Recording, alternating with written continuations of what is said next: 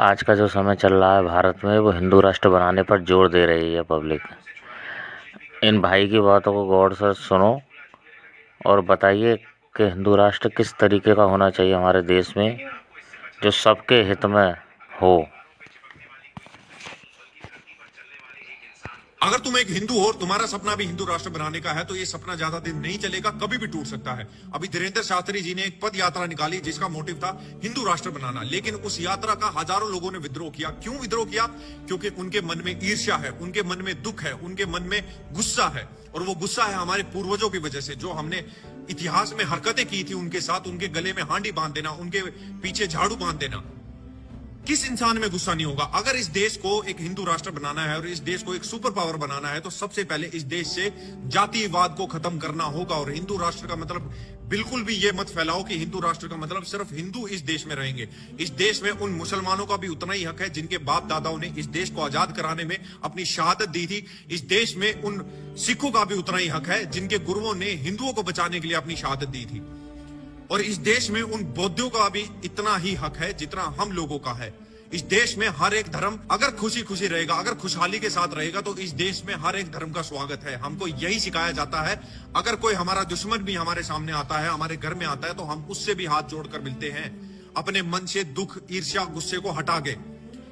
हिंदुत्व का मतलब लोगों के सामने इस तरह से प्रेटेंड मत करो कि अगर ये हिंदू राष्ट्र बन गया तो हम सभी को काट देंगे, हम सभी को मार देंगे। इस देश में वो लोग नहीं रह सकते जो कहते हैं कि इस देश के हम टुकड़े करेंगे, हिंदुस्तान तेरे टुकड़े होंगे, लव जिहाद करेंगे, लैंड जिहाद करेंगे, इसको खालिस्तान बनाएंगे, इसको तोड़ तोड़ कर इसके इतने हिस्से कर देंगे कि 2045 तक ये गजवाए हिंद हो जाएगा। वो लोग इस देश में नहीं रह सकते। और हमारी गलती अब हमको माननी होगी उन दलित भाइयों के प्रति जिनका तिरस्कार हम लोगों ने किया, जिनको हमने अपमानित किया, जिनको हमने मंदिरों में नहीं घुसने दिया।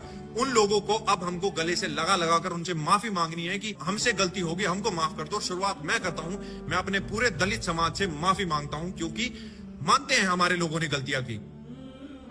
जाटों का शान अलग थी, ब्राह्मणों की शान अलग थी, राजपूतों की शान अलग थी, हर किसी की शान अलग थी। और उन विचारों को नीचे बिठाया गया, उनका इतना तिरस्कार किया गया। अब तो उनके मन में गुस्सा आएगा ही।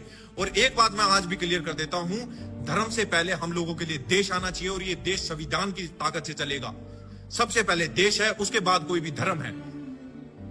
अगर तुम लोग ये बात समझ गए, अगर तुम लोगों ने ज्यादा ही ज्यादा लोगों तक इस बात को समझा दिया और पहुंचा दिया कि जातिवाद खत्म करने के लिए उन लोगों को अपनी छाती से लगाकर माफी मांगनी होगी जिन लोगों का हमने अपमानित किया, जिन लोगों का हमने इज्जत नहीं दी। और हिंदू राष्ट्र बनाने के लिए कोई भी हिंदू भाई बहन अपने कदम पीछे नहीं हटाएगा, क्योंकि 58 इस्लामिक देश है और 100 से भी ज्यादा क्रिश्चियनिटी के देश है। तो एक हिंदू राष्ट्र तो इस दुनिया में बन के ही रहेगा। और हमारा संविधान ये हमको ताकत देता है कि अपने धर्म की रक्षा करना और अपने धर्म का प्रचार करना बिल्कुल गलत नहीं है। तो हम संविधान की ताकत से चलेंगे और अपना हिंदू राष्ट्र बनाकर रहेंगे।